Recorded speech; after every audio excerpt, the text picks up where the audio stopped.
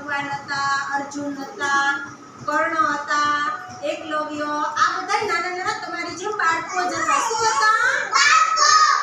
તો ત્યારે ઋષિ મુનિ પાસે ભણવા જતા. કોની પાસે ભણવા જતા? ઋષિ મુનિઓ પાસે. ગુરુદેવ કોઈ ને ઋષિ મુનિ, એટલે આપણે ગુરુજી કહેતા. શું કહેતા? ગુરુજી પાસે ભણવા જતા. અત્યારે તમે ટીચર પાસે ભણવા આવો ને, ત્યારે એ ગુરુજી કહેતા. તો ઈ ગુરુજી પાસે નાના નાના હનુમાનજી ને બધા હતા. તો હું તમને નાના હનુમાનજી હતા ને, એ હનુમાનજી એક દિવસ કેવું કર્યું? શું કર્યું ખબર? નહીં, રાક્ષસને તો નથી માર્યો, તો કૃષ્ણ ભગવાનને માર્યો હતો. હા, રાક્ષસને કાર્તિક ભગવાને માર્યો હતો. શંકર ભગવાનના છોકરા કાર્તિક ભગવાન છે ને, ગણપતિ ને કાર્તિક ને, એને નાના નાના હતા ને ત્યારે રાક્ષસને માર્યો હતો. અને હનુમાનજી તો નાના હતા ને, તો સૂરજ દાદા ઉગે આકાશમાં.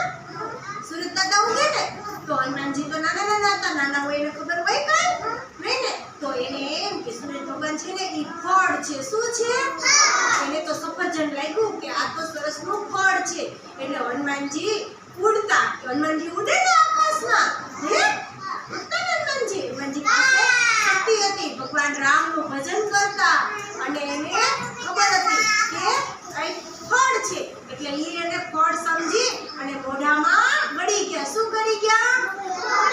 મોઢામાં હનુમાનજી ગળી ગયા. તો આખા એમાં અંધારું થઈ ગયું. શું થઈ ગયું? આખા જગતમાં અંધારું થઈ ગયું. શું થઈ ગયું? સૂરજ દાદા નો આવે તો અંધારું થઈ જાય ને. અત્યારે અંજવાળું છે તો કેના થકી અંજવાળું છે? સૂરજ દાદા થકી. ઉજાસ આપે ને, તો એ ફળ સમજીને ખાઈ ગયા. પછી બધાય ભગવાન છે ને, અંધારું થઈ ગયું. પછી બધાય ભગવાન ગયા કે આ સૂરજ દાદા ક્યાં ગયા?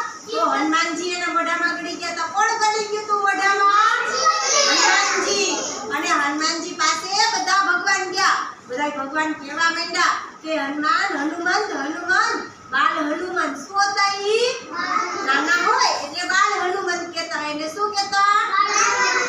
બાલવીર, બાલ હનુમાન. તો એ બાલ હનુમાન અમે તમને વિનવીએ છીએ કે ભગવાન તમે આ સૂરજ આ મૂકી દો મોઢામાં. ત્યારથી હનુમાન દાદાનું મોઢું છે ને આમ ફૂલી ગયું. હનુમાન બનો જી બધાય? ગદાધારી બનો બધા? હા, હનુમાનજી હતા ને.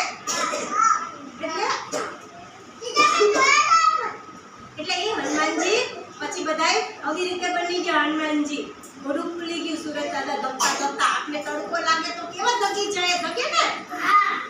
તો હનુમાનનું મોઢું પણ એટલે હનુમાનજી પછી બધાએ ભગવાન દેવોએ ને બધા ભગવાને વિનંતી કરી અને હનુમાનજીને સૂરજ દાદાના મોઢામાંથી મૂકી દીધા. પછી અંજવાળું થવા માંડ્યું.